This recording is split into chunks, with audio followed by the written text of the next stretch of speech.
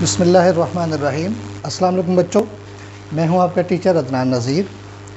आज हम क्लास 4 की इंग्लिश के unit number 1 the hummingbird that chewed bubble gum, इसकी एक्सरसाइज में टॉपिक है लर्न वर्ड्स, और उसके अंदर जिस टॉपिक को डिस्कस किया गया है वो है प्रेपोजिशन। बच्चे, प्रेपोजिशन क्या होती है, पहले मैं थोड़ी सी आपको इसकी वजाहत कर दूं। उर्दू में प्रेपोजिशन को कहा जाता है हरफ़े जार। आपकी उर्दू की ग्रामर की बुक में और उर्दू की टेक्स्ट बुक में ये आप पढ़ेंगे, या हो सकता है आपने पढ़ा भी हो। हरफ़े जार ये ऐसे अल्फाज होते हैं जो किसी जुमले जिनका अपना तो कोई मीनिंग नहीं होता। हरफ़े जार ऐसे हरूफ होते हैं जिनका बज़ाते ख़ुद अपना कोई मीनिंग नहीं होता, मगर इनको जुमले में शामिल करने से जुमले का मफ़हूम और उसका मानी मुकम्मल होता है। मसलन हरूफ़ जार में मिसाल के तौर पर का, की, के, में, ने। अब देखें, इनमें से ये कुछ अल्फाज हैं, हरूफ हैं हरूफ़ जार में से, जिनकी कुछ एक मिसाल मैंने आपके सामने लिखी है।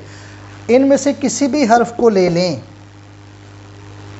तो उसका अपना कोई मानी नहीं है, लेकिन जब ये किसी जुमले के अंदर शामिल होते हैं तो ये उस जुमले का मानी और मफ़हूम वजाहत के साथ समझा देते हैं। इसी हरफ़ जार को इंग्लिश में प्रेपोजिशन बोला जाता है। प्रेपोजिशन की अहमियत बहुत ज़्यादा होती है किसी भी ज़ुबान के अंदर। अगर उर्दू में हम बात करते हैं तो हरूफ़ जार, इनके बगैर जुमला मुकम्मल नहीं होता।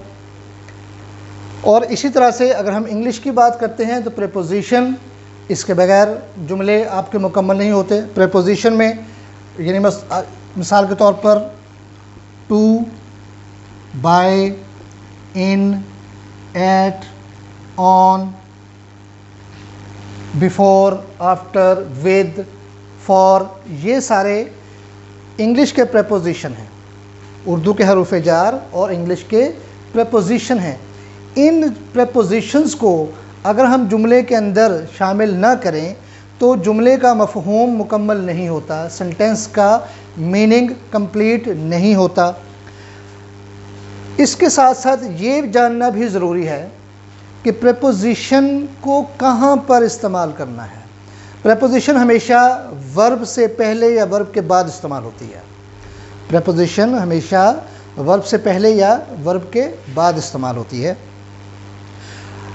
सही प्रेपोजिशन का इस्तेमाल जो है ये जानना बहुत ज़रूरी है।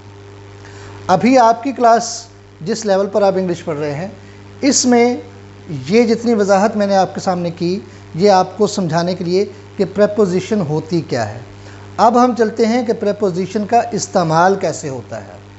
यहाँ मैंने एक प्रेपोजिशन आपके सामने लिखी है, सॉरी फॉर। अब ये जो सॉरी है वर्ब या नाउन, और ये है फॉर प्रेपोजिशन। इसका अगर हम उर्दू में ट्रांसलेशन करें तो इसका मीनिंग बनता है के लिए।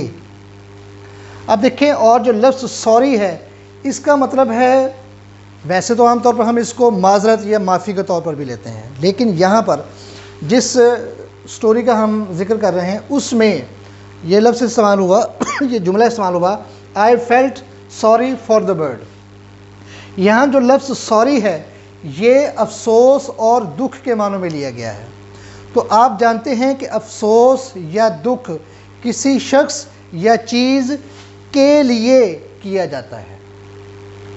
दुख या अफसोस किसी चीज़ के लिए किया जाता है, साथ नहीं किया जाता, के साथ नहीं किया जाता, का नहीं किया जाता।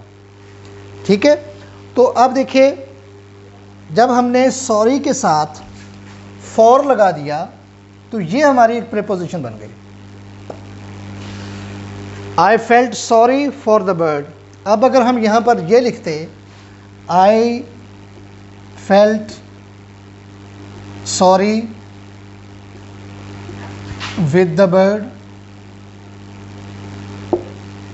तो इसका जुमला ये बनता है कि मुझे परिंदे के साथ अफसोस हुआ। ठीक है, उर्दू ग्रामर के लिहाज से भी ये जुमला गलत है। ओके, जैसे मैंने पहले कहा कि अफसोस किसी चीज़ या शख्स के लिए होता है। ठीक है, इसी तरह अगर मैं यहाँ लिखूँ I felt sorry to the bird, ये जुमला भी गलत है। ठीक है, तो सही सेंटेंस या प्रेपोजिशन का सही इस्तेमाल जो है वो ये है कि आई felt sorry for the bird. ठीक है, अब आते हैं दूसरे प्रेपोजिशन की तरफ। यहाँ प्रेपोजिशन लिखा है फेवर फॉर ऑफ टू, ये प्रेपोजिशन है, ये वर्ब है। वर्ब के इस वर्ब के साथ हम ये 3 प्रेपोजिशंस जो हैं वो इस्तेमाल कर सकते हैं जुमले के मानी के एतबार से। मसलन पहला जुमला ये है can I ask for a favour, क्या मैं किसी, फेवर हम कहते हैं किसी की मदद के लिए, फेवर हम किसी की मदद को बोलते हैं। ठीक है, तो हम बाज़ औक़ात किसी से मदद के लिए बोलते हैं, किसी से मदद के लिए बोलते हैं। ठीक है, जब हम किसी से मदद मांगने के लिए बोलते हैं तो हम वहाँ पर कहते हैं favour, ask for a favour, can I ask for a favour, क्या मैं मदद के लिए कह सकता हूँ। इस जुमले का ये बनेगा।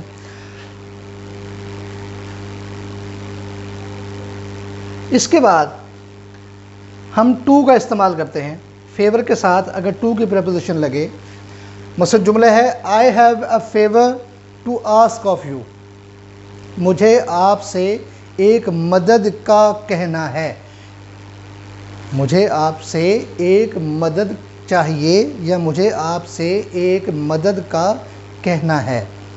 ठीक है, या क्या मैं आपसे एक मदद की दरख्वास्त कर सकता हूँ। ठीक है, ये जुमले का मानी बनेगा। इसी टू के साथ ही I have a favour to ask of you. ठीक है, फिर है आई आस्क्ड अ फेवर, यानी जो आ है, ठीक है, ये बाज़ औक़ात हम इस आ को या ए को हम एक के मानों में इस्तेमाल करते हैं, मगर जब प्रेपोजिशन में आते हैं तो हम इस ए को जो है वो एक इन्फिनिट उसमें भी आर्टिकल्स में भी आता है ये। ठीक है, तो यहाँ कहने का मतलब ये है कि हम अगर फेवर को, लफ्ज़ वर्ड फेवर को बग़ैर किसी प्रेपोजिशन के भी इस्तेमाल कर सकते हैं और इन 3 प्रेपोजिशंस के साथ भी हम इसको इस्तेमाल कर सकते हैं। ठीक है, हमने अभी तक 2 डिस्कस किए। एक तो ये था can I ask for a favour. ठीक है, दूसरा था I have a favour to ask of you. अब ये जो ऑफ है ये इस फेवर के साथ है एक्चुअली। ठीक है, इसको आप सादा यूँ भी लिख सकते हैं I ask of favour of you, I ask a favour of you. ठीक है, I have a favour to ask of you. इसी तरह यहाँ हम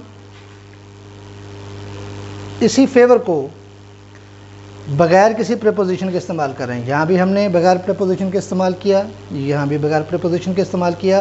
ठीक है, और हमने इसको 3 तरह से टू के साथ भी इस्तेमाल कर लिया। ठीक है, I have a favour to ask of you, पहला हमने इस्तेमाल किया फेवर फॉर के साथ, can I ask for a favour. फिर हमने इस्तेमाल किया ऑफ के साथ, I have a favour to ask of you. ठीक है, I asked a favour, can I ask a favour, यानी हमने बगैर किसी प्रेपोजिशन के भी इसको इस्तेमाल कर लिया। Can you do me a favour. ठीक है, ये भी हमने किसी प्रेपोजिशन के बग़ैर हमने फेवर को इस्तेमाल किया। तो जो वर्ब फेवर है इसको हम बग़ैर किसी प्रेपोजिशन के इस्तेमाल करते हैं। ठीक है, can you do me a favour, क्या आप मेरी मदद कर सकते हैं। ठीक है, can I ask for a favour, क्या मैं आपको मदद के लिए कह सकता हूँ। ठीक है, I have a favour to ask of you, मुझे आपसे एक मदद का कहना है। Can I ask for a favour, क्या मैं आपसे एक मदद के लिए दरख्वास्त कर सकता हूँ। ये थे हमारे आज के 2 प्रेपोजिशंस जो मैंने आपके साथ डिस्कस किए। इंशाल्लाह ताला अगले लेक्चर में हम मज़ीद प्रेपोजिशंस को आपके साथ यहाँ पर डिस्कस करेंगे और उसको आपके सामने मैं एक्सप्लेन करूँगा। तब तक के लिए मुझे इजाज़त दीजिए। अल्लाह हाफ़िज़।